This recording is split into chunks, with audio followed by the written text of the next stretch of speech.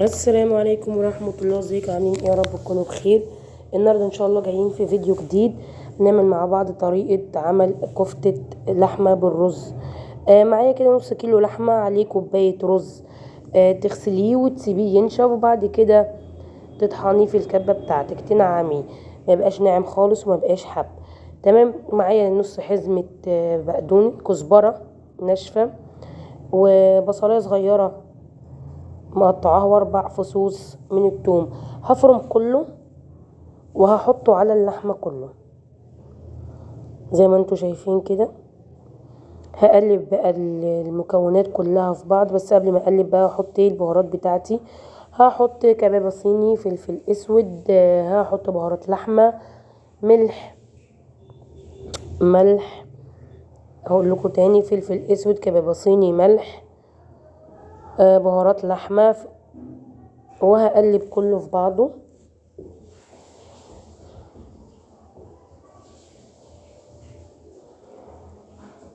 عجنت كله في بعضه كده. هحطه في التلاجة شوية لحد ما اجي استخدمه، يعني بتاع ربع ساعة كده بالكتير، مستعجلة يبقى 5 دقايق وهشتغل. وكده بعد ما طلعته من التلاجة وهبدأ اشتغل فيه. اما تيجي تعملي كفتة الرز، متعمليش الصابع صغير طوله صغير وتخين، لا، كفتة الرز بيبقى الصابع طويل ورفيع. طويل لانه بيكش، رفيع هتعمليه تخين هتبقى كبسة معاكي ومش هيستوي من قلبها، من جوه مش هيستوى. وزي ما انتوا شايفين كده، طويل ورفيع، الحجم ده كده جميل جدا. ما تعملهوش تخين وما تعملهوش زي ما قلت لكم قصير، لانك هتعمليه طول قصير هيكش معاكي، فبالتالي هيديكي حاجه صغيره خالص.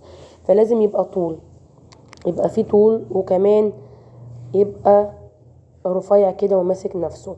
طب جيت عملتيها، جربتي مثلا واحده حطيتها في النار لقيتها ثابت معاكي وانت حطاها في النار، الحل ايه؟ رشة دقيق بسيطة على اللحمة والخضار هتخليها تمسك معاكي. وحطيت الزيت كده في طاسة على النار لحد ما يسخن، وهنزل فيه بالكفتة بتاعتي. هوريكم حجمها، يعني شايفين الطول ازاي،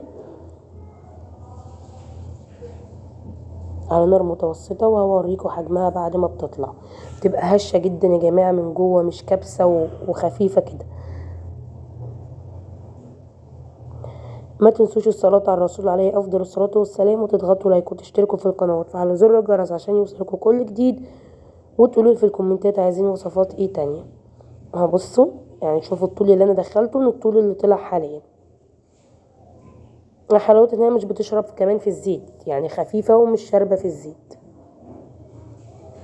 يبقى نص كيلو لحمة معانا. هقول لكم المقادير تاني. معايا كده حلة على النار، حطيت فيها معلقتين من الزيت اللي عملت فيها الكفتة، هنزل فيها ببصلاية متوسطة صغيرة كده.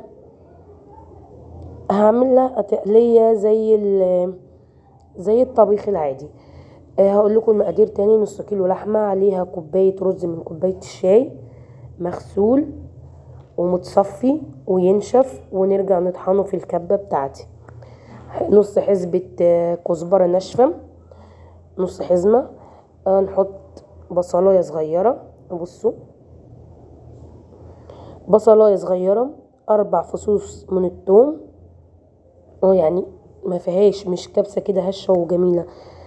هنقلب بقى البصل لحد ما ناخد اللون الدهبي اللي احنا عايزينه.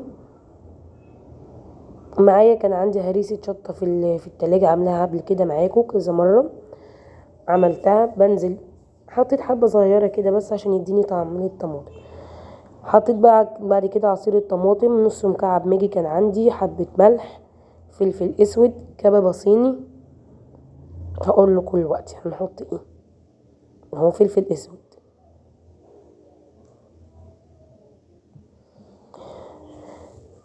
وهنضرب زي ما قلت لكم المكونات كلها وننزل بيها على اللحمه ونقلبها كلها. حطيت يا جماعه حبه بهارات لحمه، مش كباب صيني.